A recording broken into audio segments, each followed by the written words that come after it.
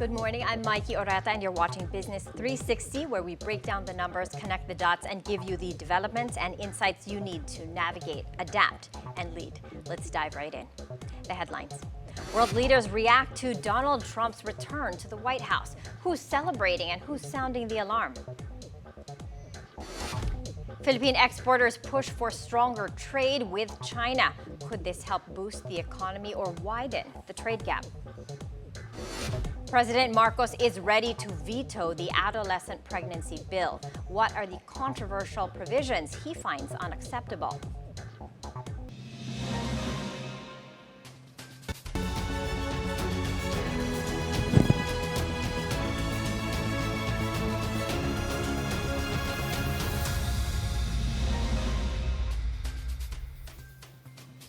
As we start the day, the world witnesses a major shift in global power. Donald Trump is officially back in the White House. Just hours ago, he delivered his inauguration speech, laying out bold plans that will shape global trade, energy, immigration, and foreign relations. These policy shifts will have a direct impact on businesses, jobs, and investments here in the Philippines. Trump vowed to rescue America from what he called years of decline and betrayal. He also referenced the attempt on his life, describing himself as a leader chosen to restore the country's strength. From this moment on, America's decline is over.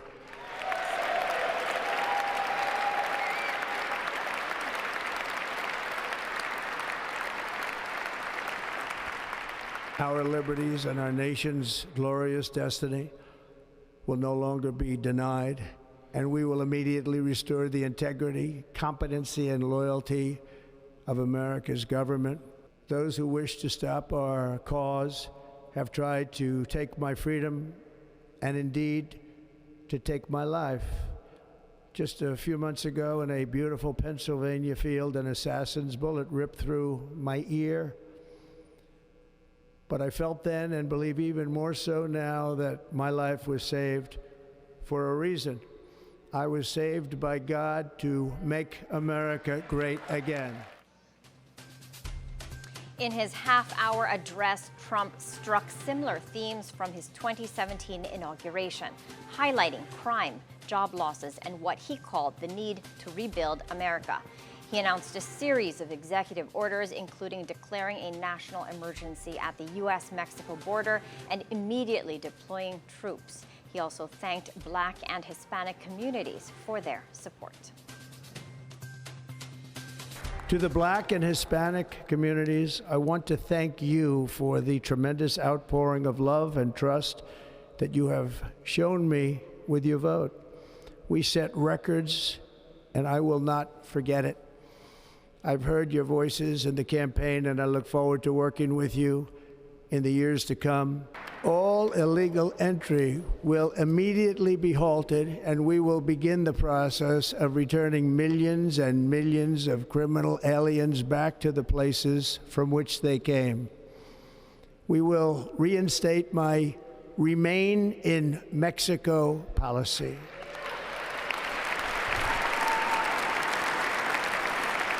I will end the practice of catch and release. And I will send troops to the southern border to repel the disastrous invasion of our country.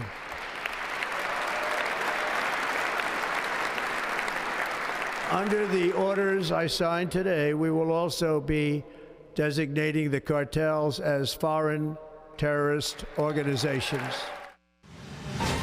What does this mean for the Philippines? Tomorrow we'll hear straight from Washington from Philippine Ambassador to the U.S., Babe Romualdez. He'll be joining us to discuss this new Trump era and how it could impact our economy, trade, and diplomatic relations. Now, world leaders react to Donald Trump's return to the White House as he officially takes office as the 47th President of the United States. Israeli Prime Minister Benjamin Netanyahu calls the U.S.-Israel relationship a great alliance in a video message on X. Congratulations, President Trump. Sarah and I send our warmest wishes to you, Melania, and the American people on your second inauguration as President of the United States. I believe that working together again, we will raise the U.S.-Israel alliance to even greater heights. I'm confident that we will complete the defeat of Iran's terror axis and usher in a new era of peace and prosperity for our region. On behalf of the people of Israel, I also want to thank you for your efforts in helping free Israeli hostages. Ukrainian President Volodymyr Zelensky says Trump's presidency presents an opportunity for true peace, adding that Ukraine will work with Americans to make it happen. І зараз для цього є хороший шанс. Інаугурація нового президента Сполучених Штатів Дональда Трампа. Він сильна людина. Я бажаю успіху президенту Трампу всій Америці. Українці готові працювати разом з американцями, щоб досягти миру, справжнього миру. Це шанс. Шанс, яким потрібно скористатись. Слава Україні! British Prime Minister Keir Starmer emphasizes the special relationship between the United Kingdom and the US as he congratulates Trump. On behalf of His Majesty's Government and the United Kingdom, I would like to send my warmest congratulations to President Trump on his inauguration as the 47th President of the United States. For centuries, the relationship between our two nations has been one of collaboration, cooperation, and enduring partnership. It is a uniquely close bond.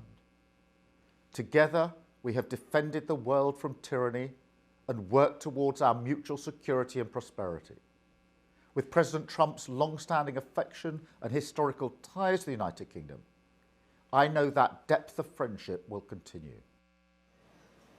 Just like in 2017, Trump returns to the Oval Office as a disruptive force, promising to shake up Washington, redesign federal government, and redefine America's role in the world stage. Now, what does this mean for business? Well, global markets, diplomatic alliances, and trade policies may shift quickly, with impacts expected on the Philippine economy from exports to foreign investments. Now, on another front, tech billionaires took center stage at Donald Trump's inauguration, showcasing Silicon Valley's influence in the new administration. Spotted at the event, Tesla's Elon Musk, Meta CEO Mark Zuckerberg, Apple chief Tim Cook, and Amazon founder Jeff Bezos. They sat alongside Trump's cabinet nominees and top U.S. officials at St. John's Church before the ceremony. Due to the extreme cold, the inauguration itself was moved inside the Capitol. But just hours later, a firestorm of controversy. During a post-inauguration rally, Elon Musk made a gesture that some say resembled a Nazi salute, sparking outrage and heated debate online. This is what victory feels like. Yeah! And I just want to say thank you for making it happen. Thank you.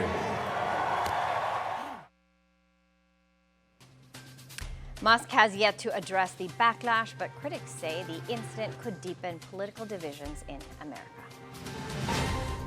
Back here at home, the Makabayan bloc is calling on the Marcos administration to pursue a more independent foreign policy as Donald Trump returns to the White House. Lawmakers warn that Trump's promise to crack down on immigration could create uncertainty for nearly 4 million Filipino Americans. They cite reports that around 309,000 undocumented Filipinos in the U.S. could face deportation under Trump's new policies. The group also criticized Trump's second term, calling it a threat to regional peace and Philippine sovereignty. Isang madman's foreign policy ang punto de vista ni Trump.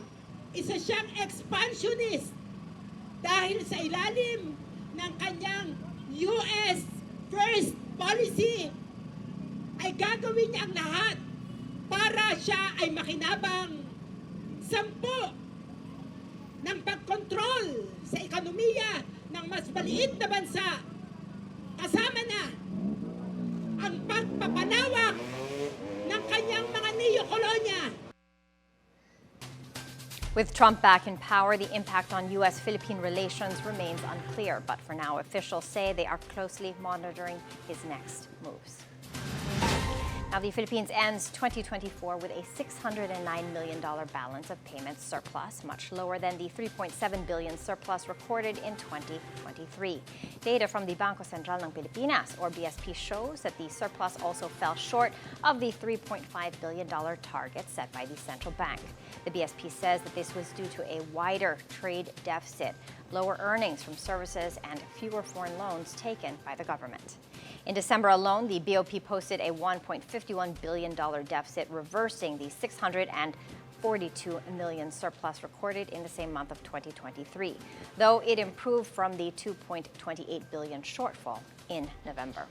Now, why does this matter? A lower BOP surplus means that the country is sending more money out than it's bringing in, which could put pressure on the peso and affect the cost of imported goods.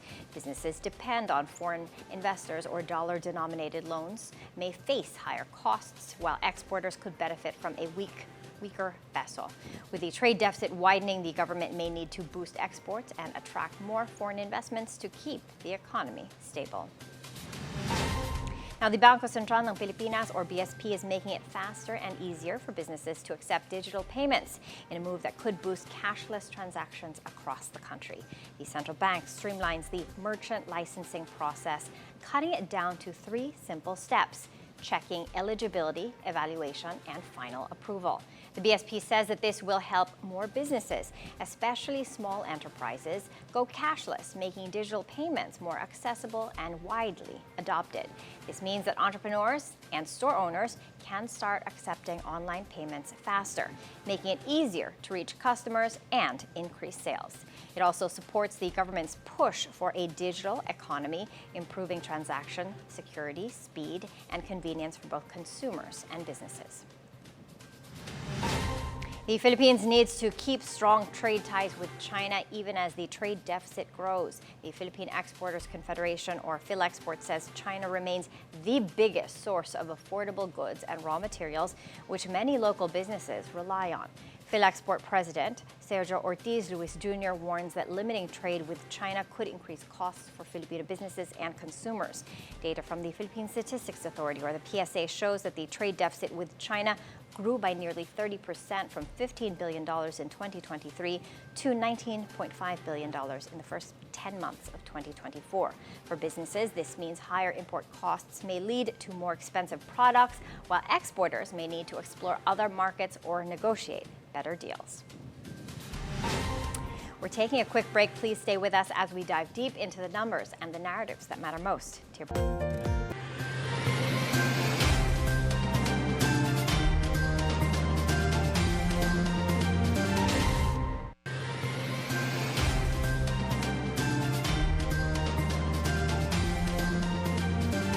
Trading at the Philippine Stock Exchange opened just a few minutes ago. Let's take a look at the initial figures. Now, as of 10:17 this morning, the PSE index is flat, unchanged from yesterday, which was the same as the day before. Monday, we kicked off the trading session flat as well. Analysts say that investors are really just waiting to hear about Trump's new policies and policy reversals in his first couple of days in office. So they're really looking for those early policy announcements that may move the markets. In the meantime, at the foreign exchange market, the peso opens at 58.33 against the greenback. Now, taking a look at the PSE index again, the market is flat at 63.49. The broader all shares index flat as well, both with a downward bias. The financials and industrial counters are in the red, as with the mining and oil counter, while the holding firms, services, and property counters are in the green slightly.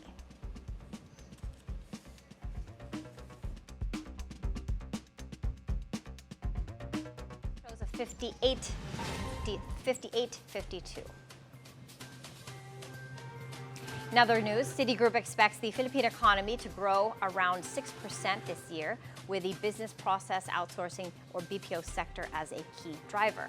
This growth sits at the low end of the government's 6 to 8% target for 2025. The IT and business process management sector, or IT BPM, aims to reach $59 billion in revenue and hire 2.5 million full-time employees by 2028.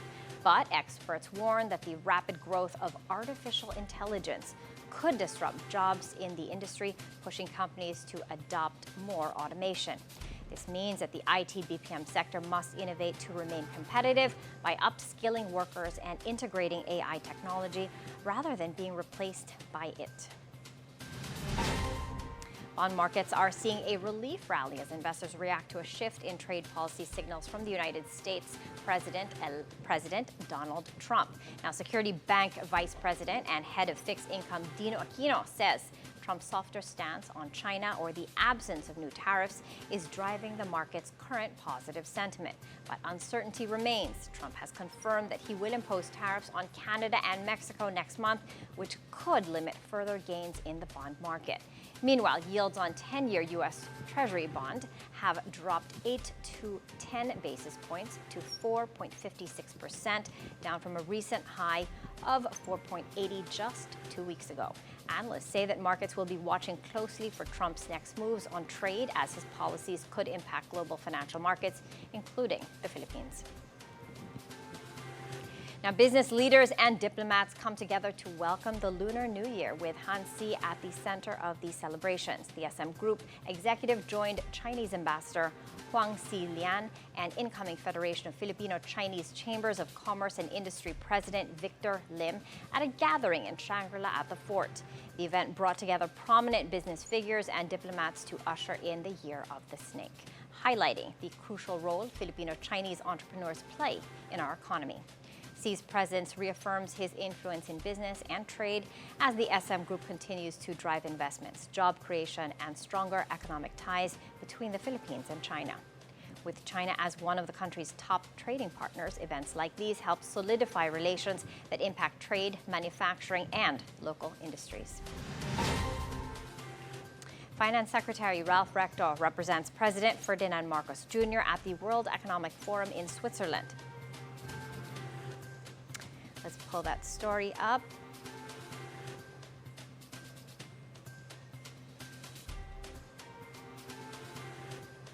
Okay, we've got it. Okay, the finance chief says that the focus is on securing investments in high-impact industries that can create jobs, boost wages, and drive long-term economic growth. Now, this event is a chance for the Philippines to lock in key investment deals, strengthen economic ties, and showcase its potential on the global stage. Rizal Commercial Banking Corporation, or RCBC, led by Bilyonaryo Helen Yuchenko D, is set to raise funds through a new bond issuance. RCBC hasn't disclosed the exact amount yet, but it plans to issue dollar-denominated senior unsecured sustainability bonds under its $4 billion medium-term note program. The bank says that the proceeds will boost its sustainable finance initiatives while meeting regulatory standards set by the Singapore Exchange Securities Trading Limited. This move reflects a growing trend among Philippine banks to tap global markets for funding while promoting sustainability-focused investments. President Bongbong Marcos says that he may veto the Prevention of Adolescent Pregnancy Act if it still includes parts that he's calling abhorrent. The bill aims to reduce teen pregnancy in the Philippines, which has one of the highest rates in Southeast Asia. It proposes better sex education, access to reproductive health care, and support for young mothers. But the president says some provisions may not fit Filipino values. If he rejects it, lawmakers will have to revise the bill, potentially delaying government efforts to help teens and families. Agatha Gregorio has the details. President Bongbong Marcos will not hesitate to veto the Prevention of Adolescent Pregnancy Act if it reaches him in its present form. That's what the chief executive said after calling some provisions abhorrent. You will teach four-year-olds how to masturbate. That every child has the right to try different sexualities. This is ridiculous. It is abhorrent. It is a travesty of what sexual and sex education should be to the children. But Marcos also believes it is important to teach children sex education, including the anatomy of the reproductive system. The consequences of early pregnancy, the prevalence of HIV, kailangan ituro lahat yan para alam ng mga kabataan. Pero yung mga sinama nila na mga woke na absurdities are abhorrent to me. Senator Risa Ontiveros, who authored the bill, says there was no mention of masturbation or "try different sexualities" in the proposed law. Ontiveros adds comprehensive sexuality education, or CSE, only contains things the president supports, such as teaching anatomy and the consequences of early pregnancy. The group Project Dalisay earlier slammed the bill because, according to this, CSE will be guided by the Education Department and international standards. Sa UNESCO international guidance, yung pleasuring ng body, it's spoken about in terms of the right of children. Children should feel comfortable about their bodies, and nakalagay doon na pwede silang mag-touch according to their different sense organs. Kasi sinasabi doon, normal ang masturbation. And masturbation is not harmful. Basta kailangan private lang. Ontiveros clarified they have no intention of using any international standard without sufficient study, and they will not copy everything published by UNESCO. The senator adds she is open to amending the bill for its passage. Agatha Gregorio, Bilyonaryo News Channel. Bilyonaryo Kevin Tan's Uptown Bonifacio continues to attract top U.S. companies, further cementing its status as a premier business and lifestyle hub in Metro Manila. Sources tell Bilyonaryo News Channel that Uptown Eastgate, a commercial tower across from Alliance Global Tower, will become the headquarters for several U.S.-based multinational companies expanding into the Philippines. Meanwhile, Tesla has chosen the township for its first Tesla Experience Center in the country, marking a major milestone for the electric vehicle sector. JP Morgan Chase is also growing its footprint, expanding operations through 2 major office towers in the area.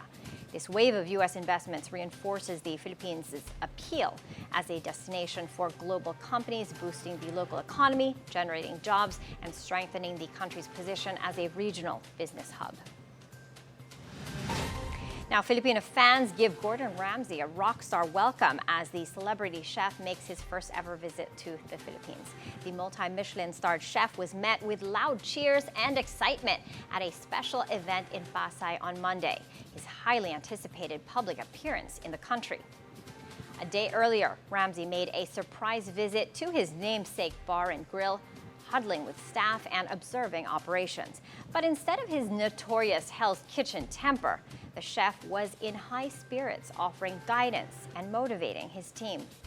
Lucky diners got the ultimate surprise as Ramsay took time to chat, pose for photos, and even give an impromptu food review, making their meal a truly unforgettable experience. His visit underscores the Philippines' rising culinary scene, signaling bigger opportunities for the country to attract world-class chefs and global food brands. Now, still on Gordon Ramsay, he put a Filipino twist on this signature dish with help from the lumpia queen herself.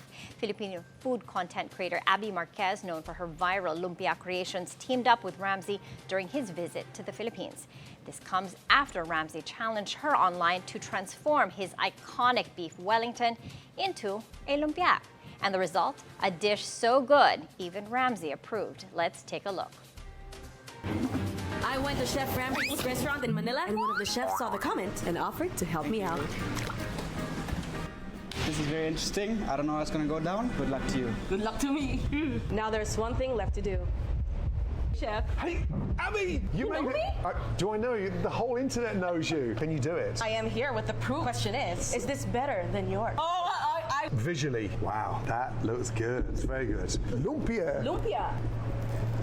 Listen, I'm really sorry, but I don't like it. I f***ing love it! That is a very, very posh spring roll. Delicious. May I have some more, please? I'm taking this away so no one can steal it. A good glass of wine with my lumpia.